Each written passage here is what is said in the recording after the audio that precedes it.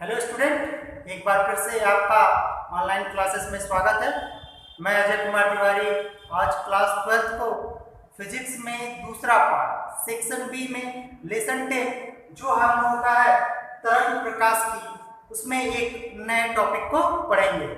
इसके पहले के वीडियो में मैंने आपको प्रकाश के तरंग सिद्धांत को समझाया था, हाइगेंस के सिद्धांत को भी बताया था कि तरंगाग्र क्या होता है, हाइगेंस का सिद्धांत क्या है और हाइगेंस के द्वितीय तरंगों का सिद्धांत क्या है। फिर हाइगेंस के तरंग सिद्धांत की सफलता और असफलताओं को मैंने बताया था। आज हम लोग पढ़ेंगे हाइगेंस के सिद्धांत के आधार पर तरंगों के परावर्तन के नियम की व्याख्या। चूंकि इस चैप्टर में हम लोग प्रकाश के तरंग सिद्धांत को पढ़ रहे हैं, तो इसलिए हम देखेंगे इनके परावर्तन के नियमों की व्याख्या। तो आइए देखते हैं हाइगेंस के तरंगिकाओं के सिद्धांत द्वारा, तरंगिकाओं का सिद्धांत मतलब द्वितीय तरंगिकाओं का सिद्धांत, तरंगों के परावर्तन की व्याख्या, जो हाइगेंस के सिद्धांत की एक सफलताओं में था कि इनसे तरंगों के परावर्तन के नियमों की व्याख्या की जा सके। देखते हैं क्या है। माना, जैसे यहां देखिए, माना कि जेड एक परावर्तक पृष्ठ है। परावर्तक पृष्ठ ये जेड डैश, परावर्तक पृष्ठ उस पृष्ठ को कहते हैं जिससे परावर्तन की क्रिया संपन्न होती है। तो जेड डैश एक परावर्तक पृष्ठ है जिस पर समतल तरंगाग्र ए बी, मैंने बताया था तरंगाग्र क्या होता है। यदि हम माध्यम में कोई ऐसा पृष्ठ खींचे जिसमें स्थित बिंदु कंपन की समान कला में हो, तो ऐसे पृष्ठ को क्या कहते हैं? तरंगाग्र कहते हैं। और बताया था कि तरंगाग्र कई आकृति के हो सकते हैं, जिसमें समतल तरंगाग्र था, गोलीय तरंगाग्र था आपका। तो यहाँ पर जिस पर एक समतल तरंगाग्र ए बी तिरछा आपतित होता है, जैसे ये जो तरंगाग्र है ए बी, ये इस परावर्तक तल में क्या तिरछा रखा हुआ है, इस तरह इस पर तिरछा आपतित रहता है। माना t बराबर 0 समय पर तरंगाग्र पृष्ठ जेड को बिंदु A पर स्पर्श करता है। मतलब t बराबर 0 समय पर, क्योंकि तरंगाग्र एक नियत चाल से आगे बढ़ता है, तो t बराबर 0 समय पर ये जो तरंगाग्र ए बी है, ये परावर्तक तल के जेड बिंदु को A पर स्पर्श करता है। माना कि तरंगाग्र की चाल v है। इस तरंगाग्र की चाल से जो किरणें आएंगी, क्योंकि तरंगाग्र के अवलंबन जो रेखा खींचते हैं उसको हम किरण कहते हैं, ये तो इसकी चाल v है। और तथा तरंगाग्र के बिंदु b को पृष्ठ के बिंदु a डैश तक पहुंचने में t समय लगता है। क्या है? तरंगाग्र के बिंदु b को, इसको पृष्ठ के इस जेड पृष्ठ के बिंदु a तक पहुंचने में कितना समय लगेगा? तो वो है t समय। तो हम लोग यहां से निकाल सकते हैं कि ये दूरी कितनी होगी। अगर हम लिखें दूरी, इसके बीच की दूरी निकालें a डैश b, तो ये हो गया vt, क्योंकि चाल बराबर दूरी बटा समय से हम लिख सकते हैं। इस तरंगाग्र की चाल v है और t समय है, तो यहाँ पर इनके बीच की दूरी a डैश b क्या हो जाएगा? vt। अब देखिए, जब ये तरंगाग्र, जितने समय में ये तरंगाग्र यहाँ तक पहुंचेगा बिंदु a डैश तक, तो हाइगेंस के द्वितीय तरंगिकाओं के सिद्धांत के आधार पर प्रत्येक तरंग स्रोत नए तरंग स्रोत का कार्य करता है और उसे द्वितीय तरंगिकाएं माध्यम में आगे की ओर बढ़ती हैं। तो जब ये यहाँ से यहाँ तक पहुंचेगा और इससे द्वितीय तरंगिकाएं निकलेंगे, इस पृष्ठ से टकराएगा, तो हमारा ये तरंगाग्र का ये पृष्ठ पहले से ही इस परावर्तक पृष्ठ के संपर्क में है। तो सबसे पहले बिंदु A से द्वितीय तरंगिका निकलती है और वो माध्यम में V, मतलब माध्यम में प्राथमिक तरंग की चाल जो है V, उससे आगे बढ़ने लगती है। तो सबसे पहले बिंदु A से द्वितीय तरंगिकाएं निकलती हैं और माध्यम में आगे बढ़ती हैं, क्योंकि जब ये यहाँ पहुंच के इससे द्वितीय तरंगिकाएं निकलेंगी, ये पहले से उसके परावर्तक पृष्ठ के संपर्क में है, तो ये द्वितीय तरंगिकाएं माध्यम में V चाल से आगे बढ़ेंगी। जितने समय में ये दूरी जितना तय करेगा, उतने समय में बिंदु A से द्वितीय तरंगिकाएं कुछ दूरी तय करेंगी।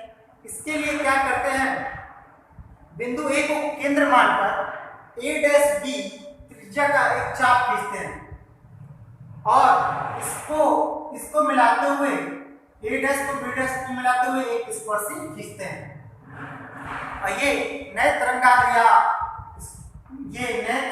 की स्थिति को प्रदर्शित कर रहा है। तो सबसे पहले बिंदु ए से कितने तरीकाएं निकल रही हैं? जितने समय में ये जितना दूरी तय करता है उतने समय में ये दूरी भी तय करेंगी, क्योंकि इनके चाल क्या समान। तो एक तरह से हम कह सकते हैं ए डैश बी बराबर बी टी बराबर ए बी डैश, क्योंकि ये यहां से पहुंचा, जब तक यहां पहुंचेगा उतने समय में ये भी इतनी दूरी तय कर लेंगे। अब इसको हमने क्या किया, इसके लिए बिंदु ए को केंद्र मानते हुए यहाँ स्पर्श खींचते हैं, इसको यहाँ चाप खींचते हैं और इसको मिलाते हैं, तो ये हमारे नए तरंगाग्र की स्थिति को प्रदर्शित करेगा। हम देखें ए डैश बी बराबर बी टी बराबर ए बी डैश, मतलब ये जो दूरी है ये दोनों क्या है बराबर। देखिए जो भी तरंगे यहाँ से चलेंगी या किरणें यहाँ से चलेंगी, ये बिंदु ए dash B dash A dash के बीच टकराएंगे और बारी बारी से इनके बीच मिलेंगी। और जब हम इनको स्पर्श करते हुए एक रेखा खींचते हैं तो ये जो हमारा तरंगाग्र है ये भी एक तरंगाग्र को प्रदर्शित कर रहा है ए डैश बी डैश, और ये उस समय ये ए डैश बी डैश चूंकि ये तरंगों के परावर्तन से बन रहा है, इसलिए ये कौन सा तरंगाग्र होगा? परावर्तित तरंगाग्र। और जो भी तरंगे यहाँ से चलेंगी वो बारी बारी से इनके बीच के बिंदुओं में ही क्या होंगी? मिलेंगी। अब देखते हैं, अब समकोण त्रिभुज ए बी ए डैश, कौन सा? ए बी ए डैश, इस त्रिभुज को लिया है मैंने, तथा A B dash A dash में, A B dash A dash में, इस वाले त्रिभुज को, इन दोनों त्रिभुजों को देखते हैं। तो हम बी ए डैश बराबर ए बी डैश बराबर ए बी डैश, क्योंकि ये चलेंगे दूरी क्या हो दोनों में बराबर। दूसरी बात, कोण ए बी ए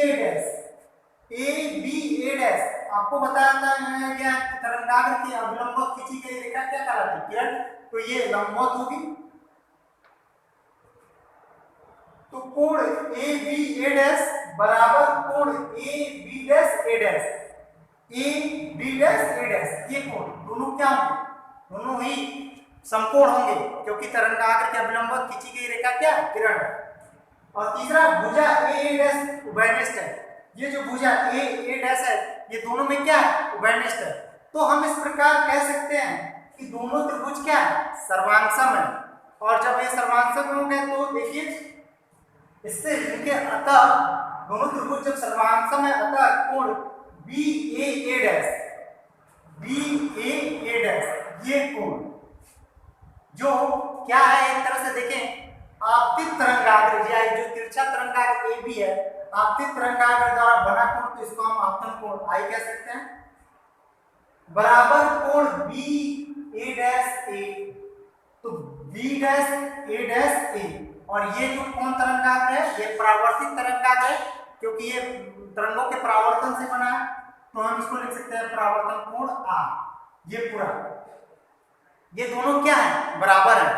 तो परावर्तन का नियम ही यही है कि आपतन कोण का मान परावर्तन कोण के क्या होता है? बराबर होता है। इससे स्पष्ट है कि आपकी तरंगाग्र ए बी, जो आपकी तरंगाग्र ए बी है, तथा परावर्तित तरंगाग्र ए डैश बी डैश, परावर्तित तरंगाग्र ए डैश बी डैश परावर्तक पृष्ठ जेड डैश के साथ बराबर कोण बनाते हैं। मतलब ये दोनों आई और आर, क्योंकि ये आपतित तरंगाग्र इसलिए आई और ये परावर्तित तरंगाग्र इसलिए आर, परावर्तक पृष्ठ जेड डैश के साथ क्या होते हैं? बराबर कोण बनाते हैं। अर्थात आपको क्या मिला? आपतन कोण आई। आपतन कोण क्या है? आपतित तरंगाग्र द्वारा बना कोण, परावर्तन बराबर परावर्तन कोण आर, और परावर्तन कोण आर क्या है? परावर्तित तरंगाग्र ए डैश बी डैश द्वारा बना कोण। तो हम लिख रहे हैं यही परावर्तन का द्वितीय नियम है, और यही क्योंकि आपतन कोण का मान परावर्तन कोण के मान के क्या होता है? बराबर होता है। देखिए हमें तरंगों के परावर्तन की व्याख्या करनी है हाइगेंस के द्वितीयक तरंगिकाओं के सिद्धांत पर। यदि हम परावर्तनों के नियमों की व्याख्या तरंग सिद्धांत के आधार पर करा दें, द्वितीय तरंगिकाओं के सिद्धांत के आधार पर, तो हम कह सकते हैं कि हाइगेंस के द्वितीय तरंगिकाओं के सिद्धांत के आधार पर तरंगों के परावर्तन के नियम की व्याख्या की जा सकती है। तो हमारा द्वितीय नियम तो मिल गया। अब देखते हैं प्रथम नियम। और प्रथम नियम क्या है? आपतित किरण, परावर्तित किरण और अभिलंब तीनों एक ही तल में स्थित होने चाहिए। तो देखते हैं, चूंकि ए बी क्या है? आपतित तरंगाग्र, ए डैश बी डैश क्या है? परावर्तित तरंगाग्र, और जेड डैश क्या है? परावर्तक पृष्ठ कागज के तल में है। ये कागज के क्या तल में है। अतः इन पर खींचे गए अभिलंब भी, ये जो अभिलंब खींचा गया है परावर्तक पृष्ठ के क्या लंबवत भी एक तल में होंगे। क्या होगा? एक तल में होंगे। और जब ये तीनों एक तल में होंगे तो देखिए आपतित तरंगाग्र, परावर्तित तरंगाग्र और अभिलंब तीनों कागज के एक ही तल में है। और यही हमारा परावर्तन का क्या है? प्रथम नियम।